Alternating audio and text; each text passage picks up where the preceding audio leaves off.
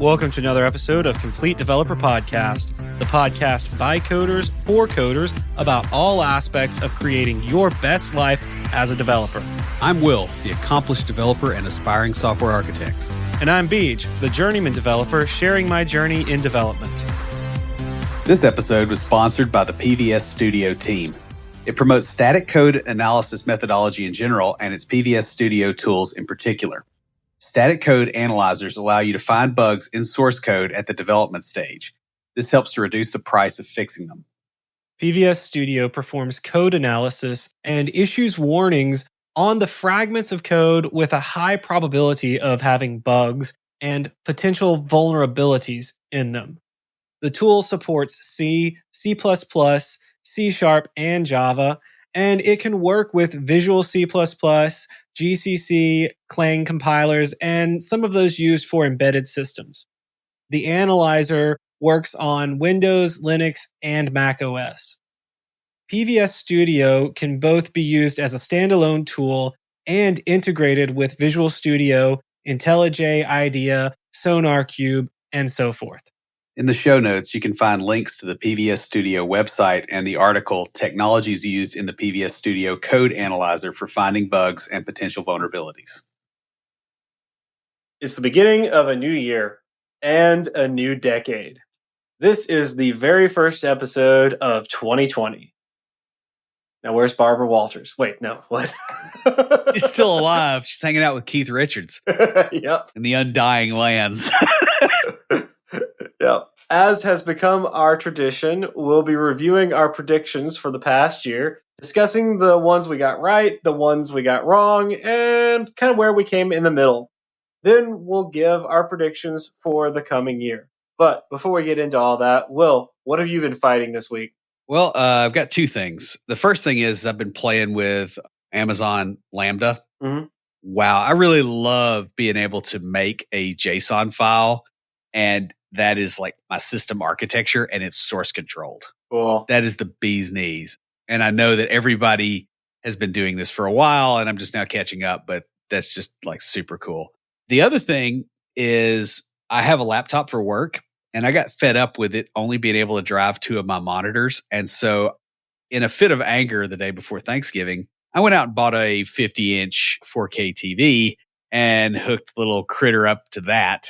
And I have the same screen real estate, but I'm able to drive all four monitors, or all one monitor with four zones. And that is incredible. I should have done this a year ago. You talked about it for a while, so I understand. I know. And it's like 300 and something bucks. Like, it was just not, I shouldn't have put that off. Mm-hmm.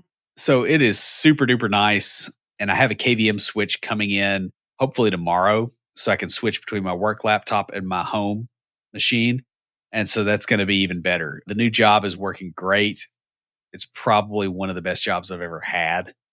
Actually, I know it's one of the best. I don't know for sure if it's the best, but it's way on up there, just in terms of the stuff I'm getting to do. The environment, they're just so relaxed. So things are going unbelievably well. It's awesome, man. Yeah. So how about you? Well, I went and saw Ford versus Ferrari this past week.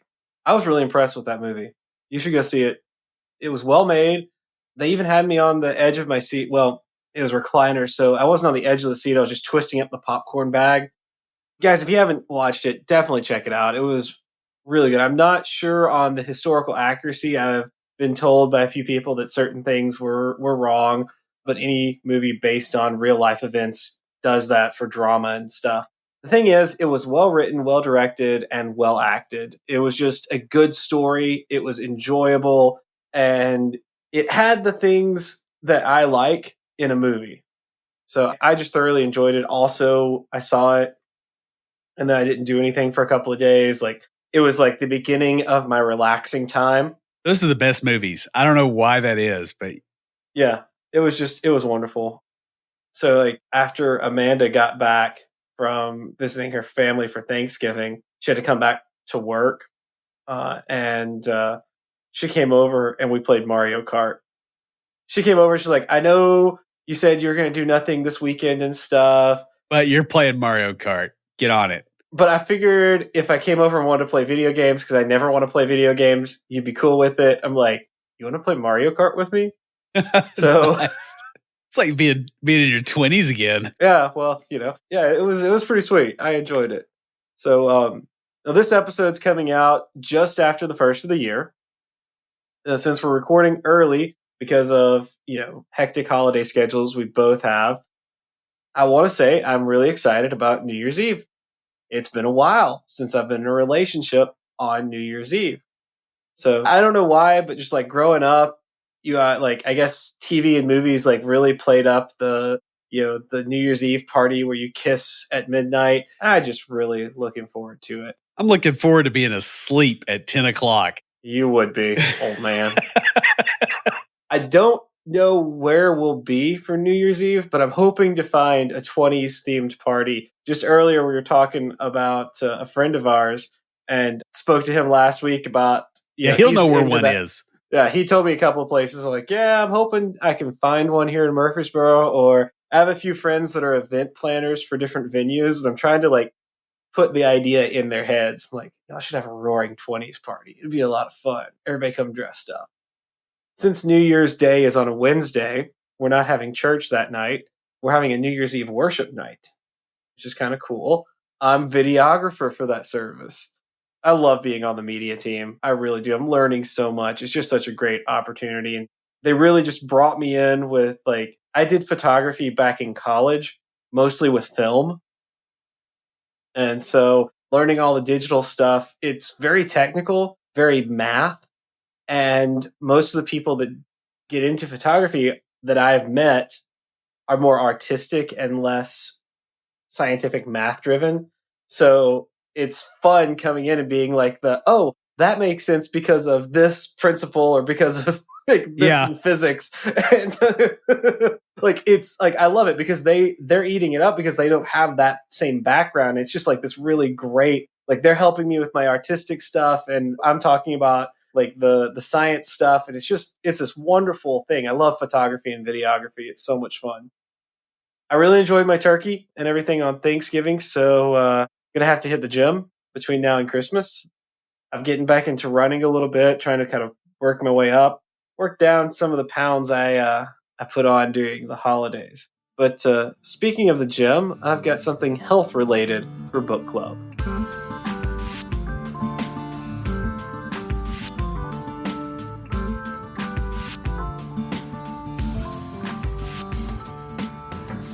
Last week, we had our resolutions episode.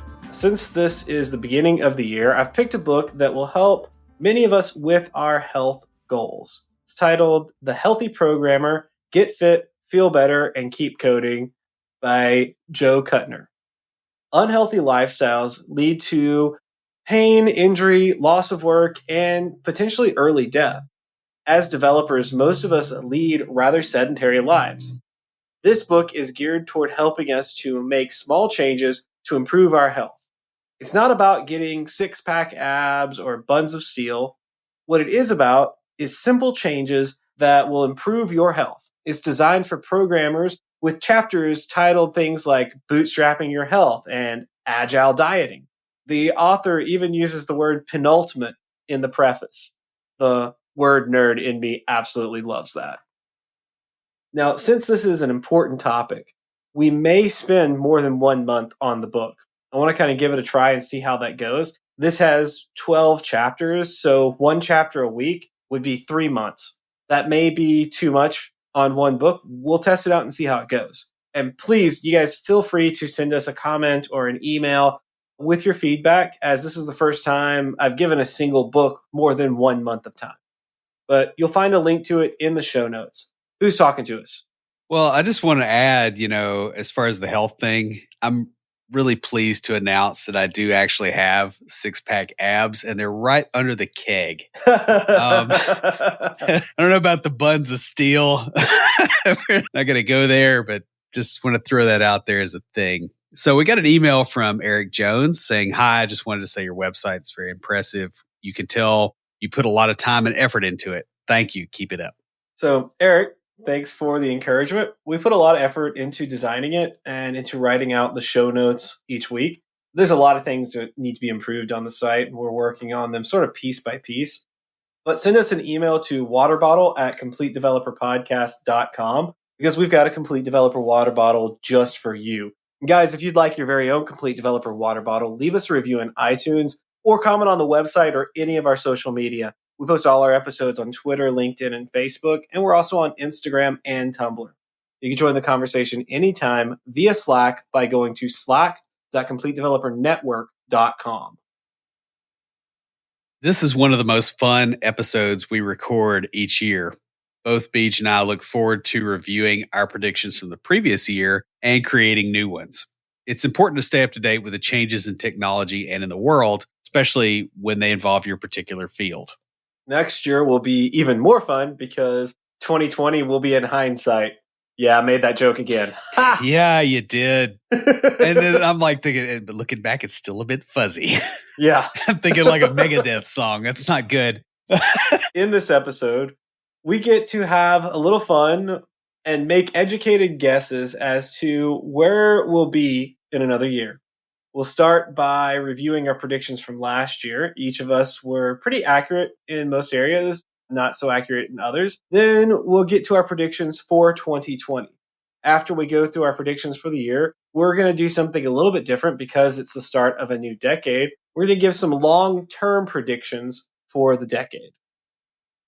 So, my first prediction last year was that there would be an increase in IoT wearables. This is the opposite of my previous year's prediction. While many have been taken off the market, the desire is there and people have become accustomed to their wearables. Security issues are being addressed and companies are rethinking the way they're building devices. Y'all, this was a hit straight on. We've seen many healthcare companies get involved in the wearable technology trend. It's especially useful for conditions that need to be constantly or regularly monitored. I know my grandmother, when she was alive, she had some IoT wearables that hooked into the Wi-Fi and just constantly were transmitting. Also, games are incorporating them. I've seen a resurgence of Pokemon Go with the new Pokemon game coming out on Switch, but people are using that Go Plus when they're out traveling and stuff. Like I had some coworkers that went on vacation to Europe and took it with them, and were just like collecting Pokemon just by walking around different cities in Europe. So yeah, I'm calling this a total hit.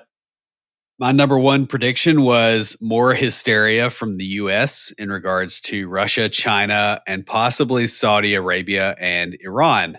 Worsening tensions, especially with the current Russia/Ukraine situation, will probably lead to some nasty economic sanctions from one or more parties. Now, this was easy and it was a direct hit. The fact is China, Russia, and Iran are all rising powers, and the US is in the way. So this was a pretty easy, this is almost tautological at this point that it was going to happen this way. And it did. So that was a win. I like to throw the easy one out first. Yeah, like I do with my goals that we talked about last week. So my second prediction was that Node.js will start to go out of style. Ryan Dahl, its creator, stopped working on it years ago. JavaScript being a low barrier to entry into the dev world makes it sort of where a lot of people step in. But because of that versatility, it causes limits in functionality. This was a near miss or a not yet. Node.js is still at the top of the JavaScript charts and one of the most downloaded frameworks. While more options exist now, it did take a noticeable downturn in popularity. And some things, like some stuff that we're using WebAssembly, really didn't come out until towards the end of the year. So we just didn't see that. And so I think this is still going to happen, but I might have predicted it a bit early. And speaking of early predictions, my number two prediction was full marijuana legalization in the US. I don't partake, but it is less damaging at a societal and personal level than alcohol. And every cash strapped government in the US is going to see the revenue possibilities. I did suggest buying stock in Doritos and Papa John's. I do think at some point enough states will have legalized it that it will be impossible for governments to pretend that they can police it anyway. This is something popular that representatives can push in the current political environment. Now, we do have a set of elections coming up this year. They were not coming up last year. It probably would have been smart to go, hey, they're going to do this during election season, not Yeah. the year before. So this was a miss, but it's closer by the day, and it's just going to take time. It is going to happen. We know that. Everybody knows it, including the people who are resisting it. So it's interesting that you predicted this because I was speaking with some of my classmates walking out to my car, and one of the guys was talking about moving from Colorado to Tennessee. And he's like, one of the biggest things I had to get used to was no dispensaries. Yeah. When I was in Vegas in the spring, the whole place smelled like weed. Yeah. And I don't love that smell, but the thing is it is going to change, right? Yeah. Like it's not as bad as other stuff we allow, and it makes it hard to resist making it legal. Yeah. And one of the things that he was saying is that he's like, I was worried I was going to have trouble finding it, but it's all over the place everywhere you go. But he was saying it's all like the not actual marijuana, but it's like the things that are made from it, like the CBDs and the gummies, yeah. And the edibles and like the peripherals. That's kind of, I guess, the right word for it. Yeah. So yeah, it's hard to find the actual marijuana, but all the peripherals are easy to find. Yeah, and I think the other thing too, like if you saw like all the vaping stuff, there was that big, there's the big health scare that the FDA is pushing. That's because they haven't legalized it. Yeah. People are getting the cartridges with the THC in them, and they're also getting all kinds of other additives that are turn out to burn the inside of the lungs. Yeah. So it's eventually going to hit a point. I don't know if it'll happen in this next year, but dude, it's going to happen. Yeah. Makes sense. So my third prediction was WebAssembly will become the new popular thing as the standards are accepted by more browsers. WebAssembly is a binary instruction format for a stack-based virtual machine. It allows you to compile languages like C# or C++ in the browser and on the server. Before I say this, let me just say, up until now in my graduate career, I've had to work in Java. This past semester, I got to do C++. I really like C++ compared to Java. Yeah. That's really all I want to say. I just like it a lot better. Anyway, I'm calling this a hit. Microsoft rolled out Blazor with .NET Core 3, and that uses WebAssembly to compile C#. And with so many languages using WebAssembly, it's growing in popularity. I do want to point out here that you missed the glorious opportunity to transition from my point number 2 to talking about Microsoft's Blazor. I didn't miss it. I chose not to go that way. Okay, that's fine. That was a choice, not a miss. All right, fair enough. So my number 3 was extended data privacy laws. Silicon Valley has ticked off both political parties in the U.S., and I said that I suspected that this year there will be a major privacy breach that will stay in the news for long enough to give lawmakers an excuse. And it is kind of there. There's a whole bunch of little ones. It's not one big one. There have been several breaches. There's all the stuff with the Ring doorbell cameras. Oh, yeah. With the feeds going to the police, and they keep it forever. There's a lot of really squirrely stuff going on. California, it does look like, is pushing on this quite a bit. It's looking like they're going to have some privacy laws, and those are going to, be in effect if you are going to do business in California, which means they're going to be in effect for the U.S. effectively. So this was a direct hit, and it needed to happen. Mm-hmm. So my fourth and final prediction for this year was that we would see real-time universal translator apps on mobile devices. DARPA has been working on them for a while now. Google is able to translate and recognize languages of a website. And I said it'll likely be buggy at first, but we'll see it improve with time until, we're living in a Star Trek world. I'm a Star Trek girl. That's exactly where I thought you were going to go with that. You know what? When I originally wrote this, I did not think that, but but I saw it and I was like, nah, here's where the mixtape starts. Yeah, you saw me sipping the whiskey. Yeah. So I really, really want an app that I can speak to in Russian and have a conversation with it. I'm almost willing to get an Amazon device that I keep in a Faraday cage the rest of the time for that purpose. I think it would be really handy for language learning, but I feel like that's not completely there, but it is definitely progressing in a hurry. I hadn't thought about that, but honestly, what you just said would be a really great because you could do chat bot. I've got a friend in Russia that is actually doing a chat bot to help people learn English. Yeah. So you could do it the other way to learn Russian. Right. That makes perfect sense. I like it. So I'm calling this a hit-ish. Yeah. There are several real-time translator apps out there and some devices, like you can buy a device that will real-time translate several languages. One app that comes closest to a real-time universal translator is the iTranslate Converse. Now, it's got a limited set of languages, but and you have to select what you're speaking. What I would like to see is them get to the point where like Google can recognize what language it is. You speak a language and it recognizes it and automatically translates into the language you want to hear. Now, all of these are plagued with the typical mistranslations, lack of idiomatic translation. Yeah. By the way, Google Translate, holy crap. Yeah, it's a literal translation. Oh, yeah. And sometimes they don't always pick up on the person talking. Still, we're getting closer to having a universal translator in my pocket. And if I have it in my pocket, then we got our IoT wearables. I can have it in my ear. Eventually, I will get my Babelfish. There you go. My number 4 prediction was that telephone spam will be acted upon by Congress. 85 to 90% of the phone calls I used to get on my cell phone were robocalls with spoofed numbers. Since my grandmother died, that number has gone to like 99%. I've disabled the phone from ringing entirely. It's always on do not disturb. Don't ever call me, just text me or email me. I know there's good reason to be able to spoof phone numbers. Like that makes sense, fine. But politicians should have acted on that for a quick win. Now, this was a total miss because I underestimated the ability of the Senate and the U.S. House of Representatives to be as useful as a drum set for ninjas. And unfortunately, they didn't do jack crap about this at all.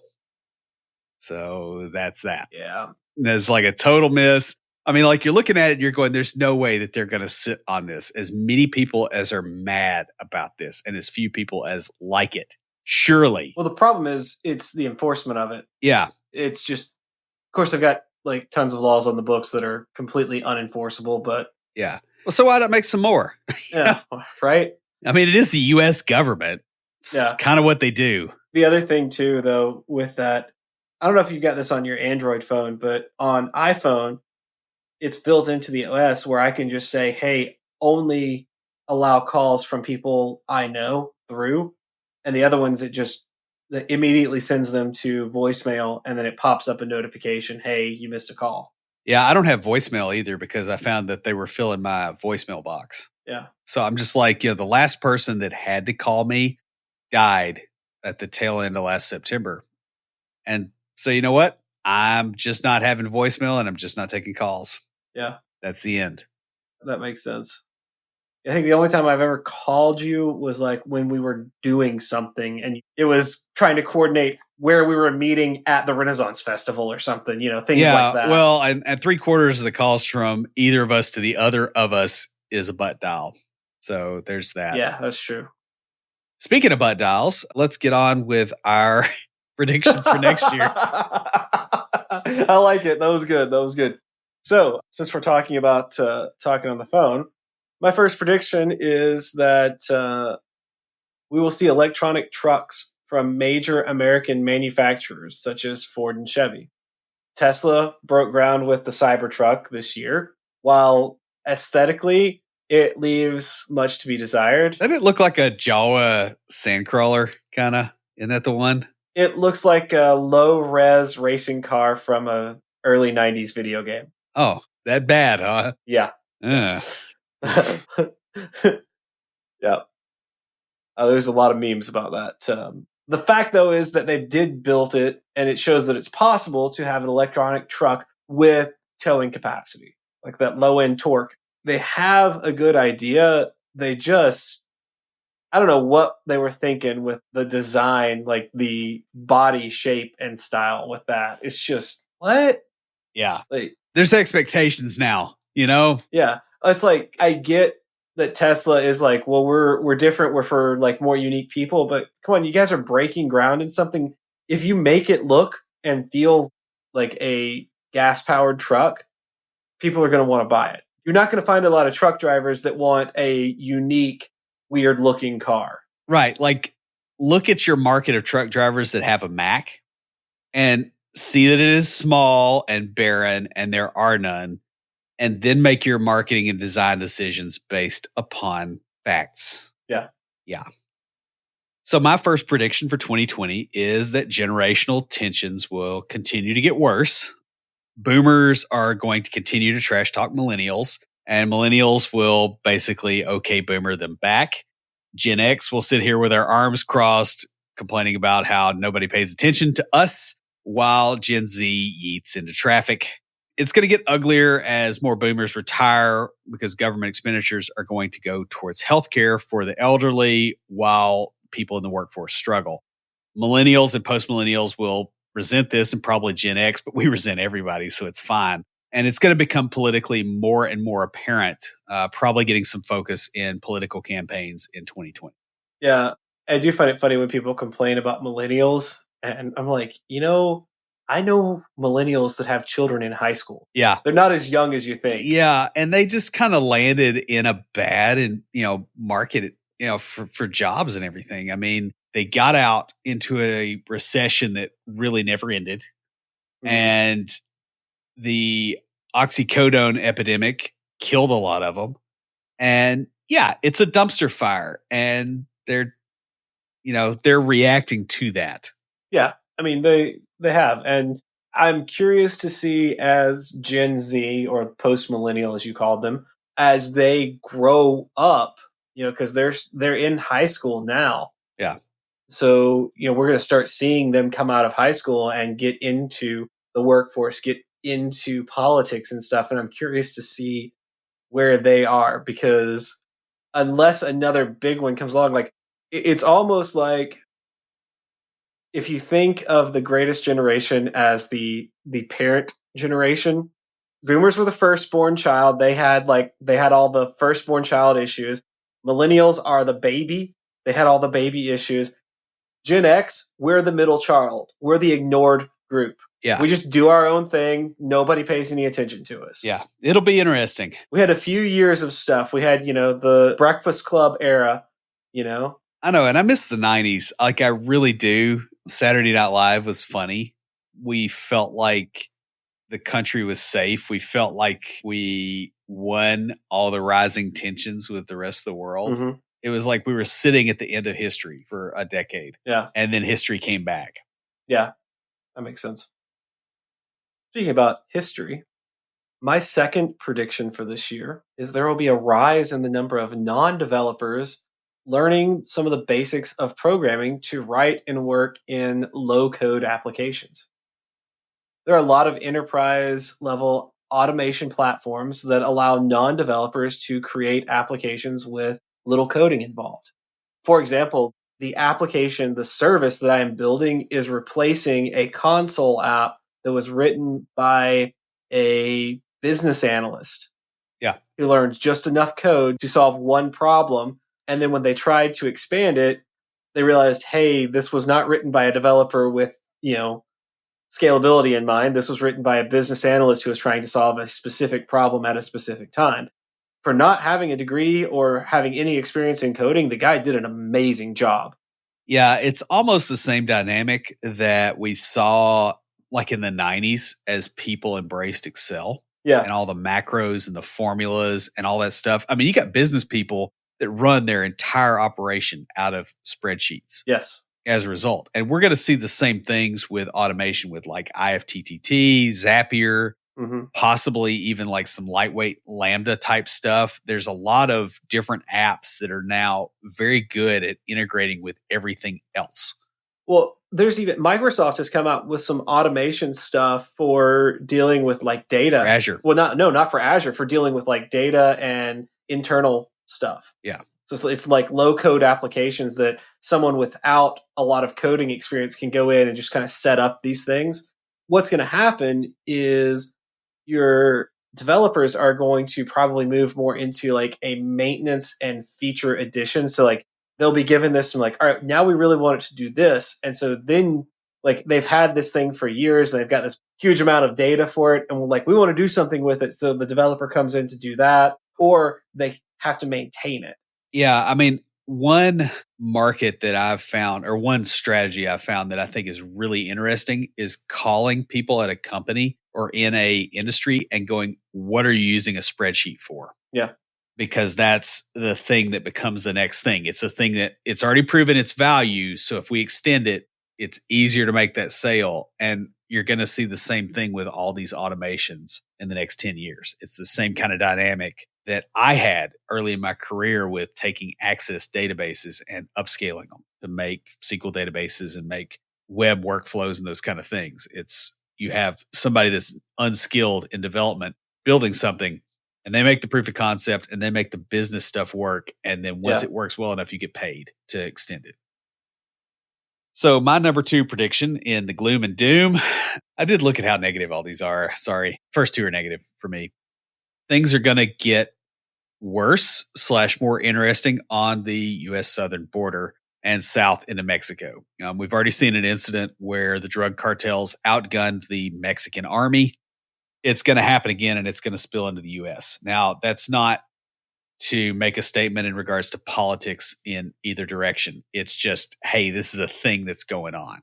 Because the politics gets really, really complex, and it's very hard in a complex system like that to say, oh, well, we just do this one thing and it fixes it. Mexico's got a lot of stuff going on. The US has got a lot of stuff going on, and you can't push one button to make that stop. Yeah. And so it's going to continue. So my third prediction is major trucking and shipping companies will start implementing autonomous vehicles for long distance shipping, as in across state lines. Now, this may sound negative for truck drivers, but they're not likely to be out of jobs yet, though they will likely have to learn to work with their technology. Not all states are going to be on board with autonomous trucking. So for now, I'm predicting we'll see a blend as the cost goes down on like building and purchasing autonomous vehicles, and companies start to move in that direction. Yeah, I mean, it's coming, right? Yeah. We have a lot of very large states out west, tons of territory, not a lot of people. Getting a truck across that is extremely boring for the driver. Mm-hmm. Autonomous vehicles are going to help there. There's going to be a leverage point. Now, I will say on the border between, like, say, Tennessee and North Carolina or going through Colorado, probably not going to happen anytime real soon. Yeah. Right. Like, you need topology that supports that. But we have a lot of that out west. And so I expect that to happen. Yeah. And I think that's going to be a trend, is what I'm predicting. Yeah.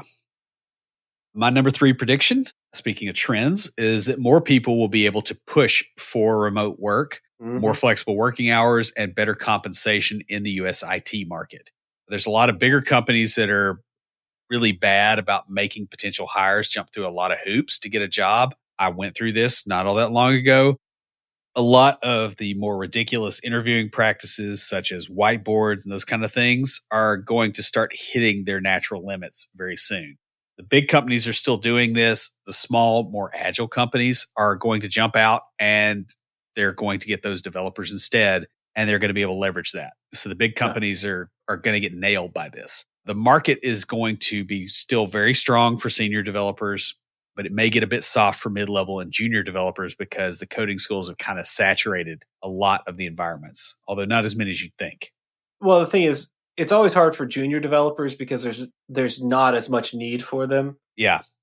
And if you can get in and stick with it long enough to get to that senior point, I remember when I got promoted, one of my friends at work said, well, now that you've reached this level, you're never going to worry about finding a job. Yeah. I remember, like, he's younger than us, and I'm like, I remember I was in medicine in the time, but I remember the recession, and I'm like, probably not, because I'll stay with the state. But yeah, I get what you're saying. We're like, we've reached that level now where it's like, all right, we're in that advanced senior developer level where it's like the next job is going to be like, we're going to be competing against a lot fewer people.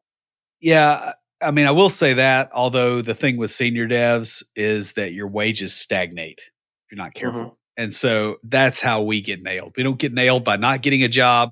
We get nailed by a job that doesn't meet our expenses or that doesn't increase our income at the rate of inflation. Right.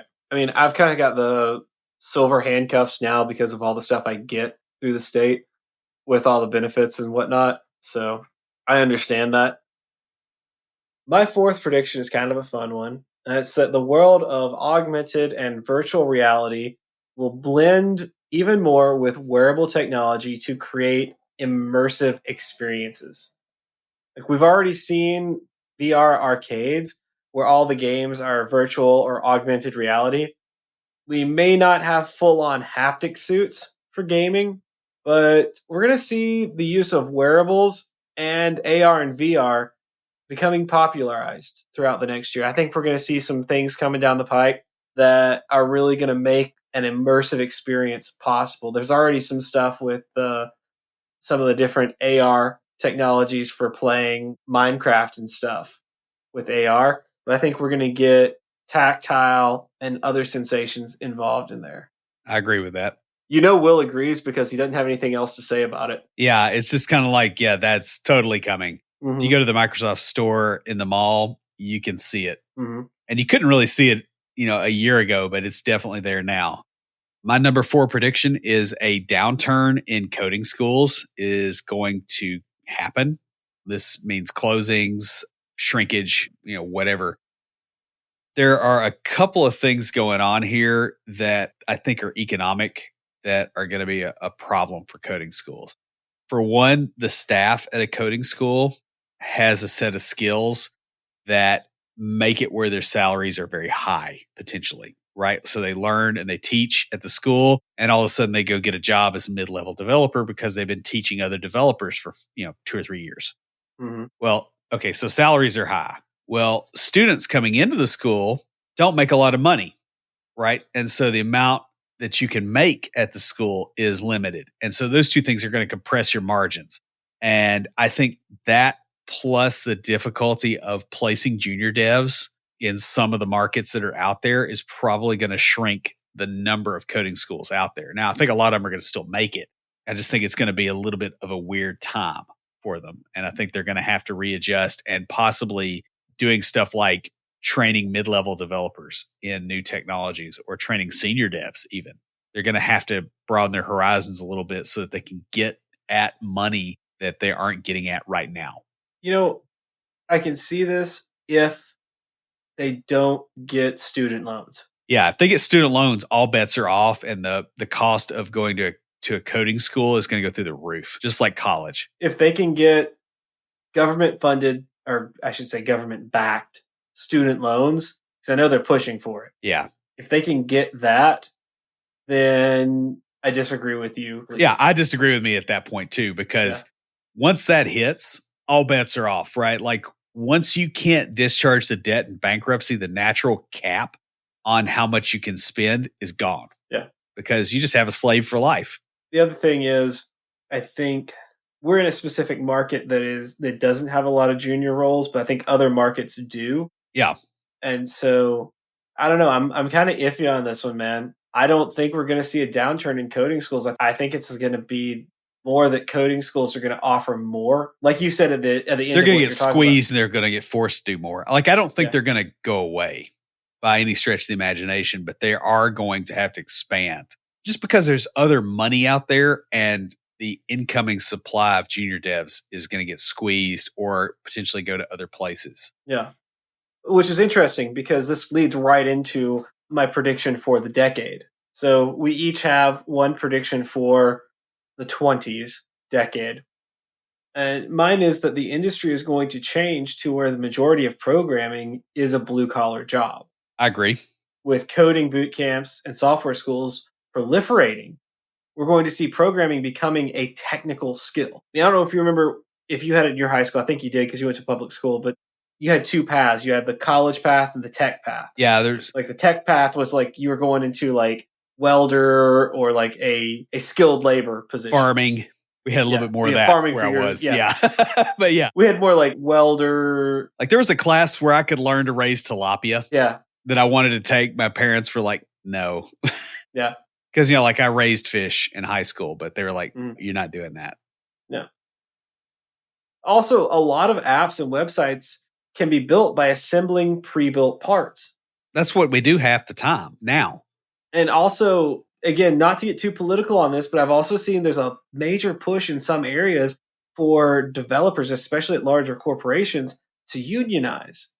You don't see unions in white collar positions. Right. And I do think that it is definitely coming for tech. Just some of the companies I have worked for Hmm. and that I have interviewed at, there is a tendency to really mistreat a lot of the workers, Yeah. honestly, especially like the H-1Bs get it real bad.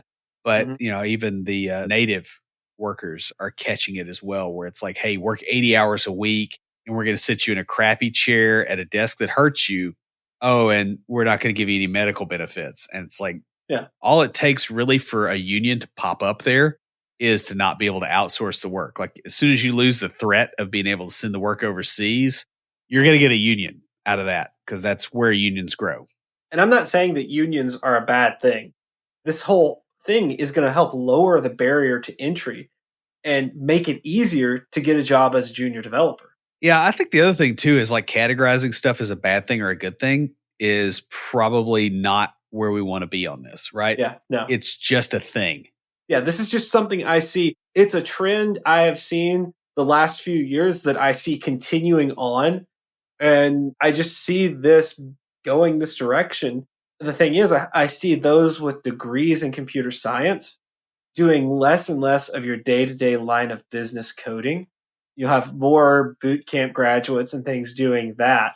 And those are really good paying jobs. Yeah, That's what Will and I do right now. and the harder stuff can be handled by those CS Yeah. grads, right? Like the stuff that's like, some of the machine learning stuff, some of the really performance critical stuff or security Hmm. critical stuff. Like there's a lot of boilerplate that people could do for a good salary that isn't like dealing with abstract syntax trees or dealing with linear algebra crap mixed into the code. And it's totally fine. Like it's the difference between a electrician and an electrical engineer. Yeah, exactly.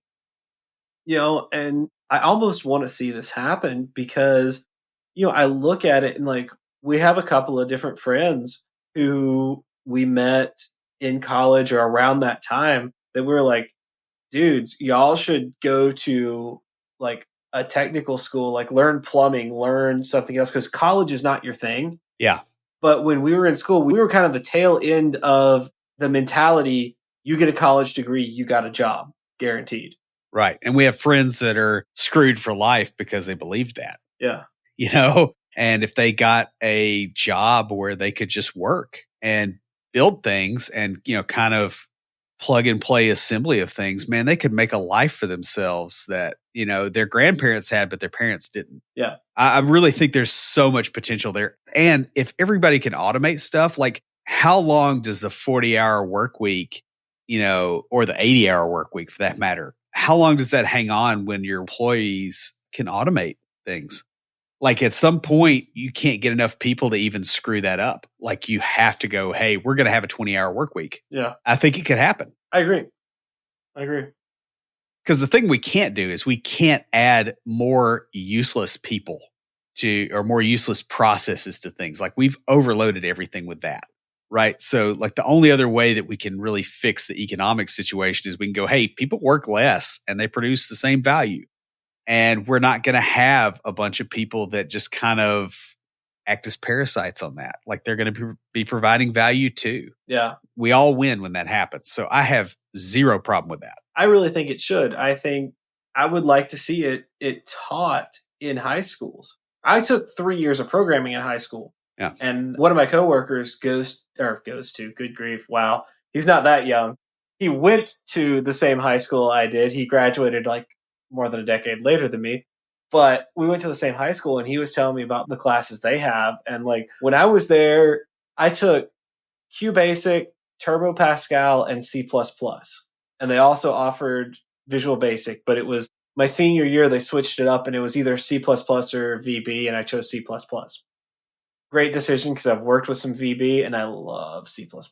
Yeah, in Just say. comparison now, I like VB back in the day. Yeah, just gonna say, I would go out and learn more for a job doing C++. I enjoy it that much. I would not do that for Visual Basic. You might be surprised. Yeah. A lot of the component based stuff, like once you got into it, it wasn't bad. It just, the tutorials. Yeah. No, see, I haven't done tutorials. I've had to go in and bug fix and deal with maintenance issues in VB.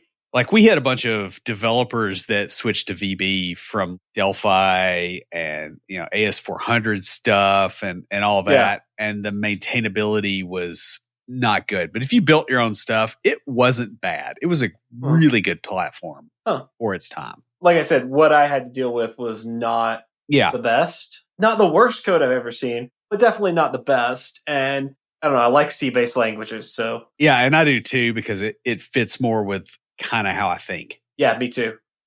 I just work better with them. Anyway, that's a bit off topic there, but I could see programming being a blend of the college and the tech paths in high school. Yeah, I could too. Because those things really shouldn't have split. Yeah. Entirely, right? Like let's say you got a farmer, right? And you're like, oh, by the way, as an aside, every time I hear the phrase big pharma, I think of Arnold Schwarzenegger yelling at a large person getting off of a tractor. Hey, big pharma. But anyway. Oh, man.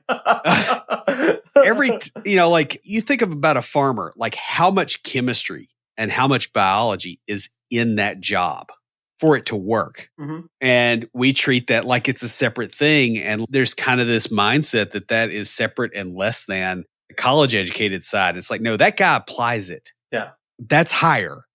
I hate to tell you that, but it is. There's just a whole mentality there that we have to get over. And I think we're close to being able to. Yeah. So, we're doing decade predictions, obviously. My prediction for the next decade is that big tech is going to get the daylights slapped out of it. It's going to get broken up, or it's going to get completely in control, which is, kind of an outside possibility. There is a lot of power that is wielded by very, very few people. We saw the stepping back of some of the Google, the guys that started Google, which is interesting because then they don't have to report their stock trades as insider trades and it's not public knowledge. That's the rats leaving the ship. But basically, you've got a lot of people with a lot of power that are wielding it in ways that make people angry. And at that point, like when you have that much power, any way that you wield it makes a large number of people angry. Yeah. Something is going to happen politically that is going to show these companies to be monsters. We're already seeing some of that with conditions in Amazon warehouses. We're seeing this with some of the things that Google is partnering with. I haven't seen a whole lot out of Microsoft, but it's coming. Apple, with all the manufacturing stuff that's going on. We're going to see this with these big tech companies. And the thing about it is, it doesn't matter whether they're right or wrong. What matters is that they create the optics that create the rope that lets them hang themselves. That's what's going to happen. You're going to have a politician see this stuff, take advantage of it, and they're going to break those companies up. Mm-hmm. And so I'm just going ahead and predicting that is going to happen in the next 10 years, or we aren't going to have governments anymore. We're going to have corporations only. Oh, like dark matter.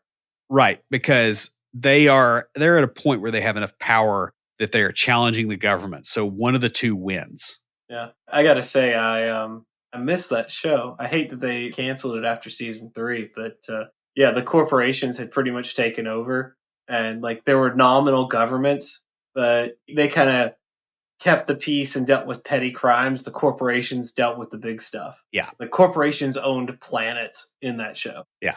That was the thing. So yeah, I can get behind that. That makes it's going to come sense. to a head, right? Like yeah, it's just a power dynamic. What you're saying is something is going to happen, and I can totally follow that. So guys, we hit most of our predictions from last year, mainly because we kind of saw the handwriting on the wall in several places.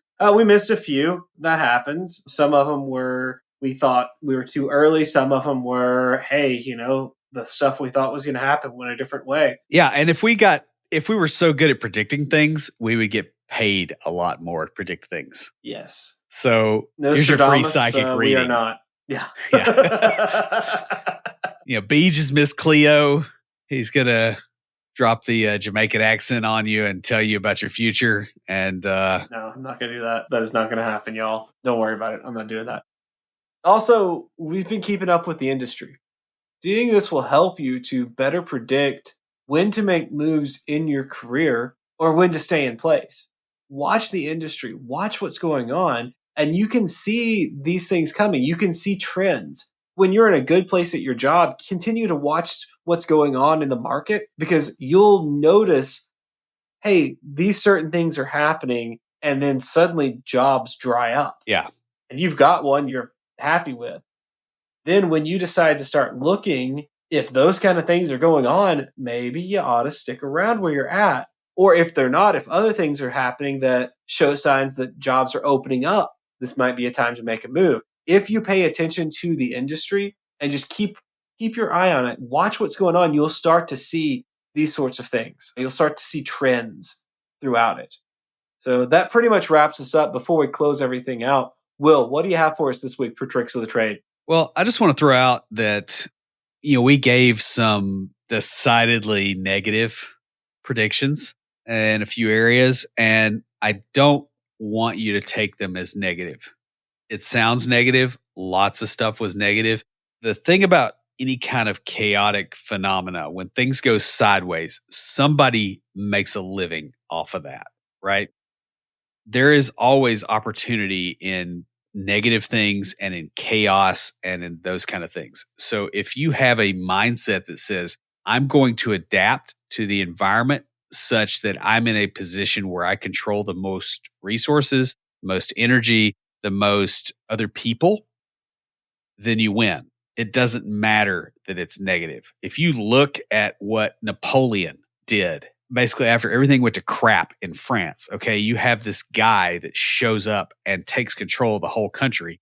Yes, the ecosystem of the environment there was very, very negative, but it was not negative for Napoleon because he showed up and he handled it.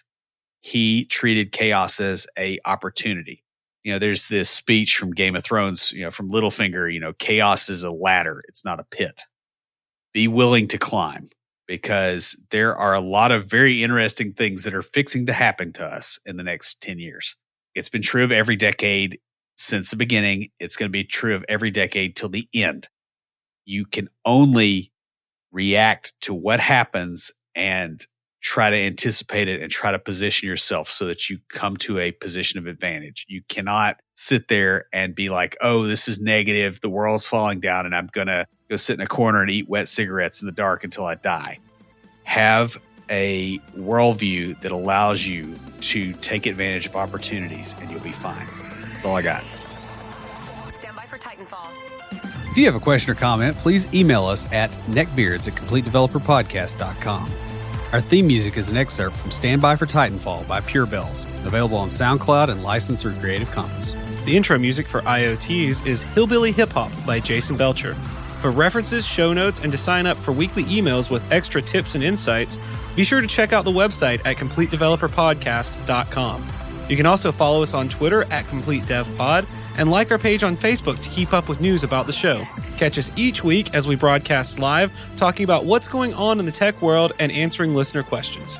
Learn more about all of our shows and groups by going to CompleteDeveloperNetwork.com, where you'll find links to Junior Developer Toolbox, Developer Launchpad, and our other communities. Thanks for listening. See you next time.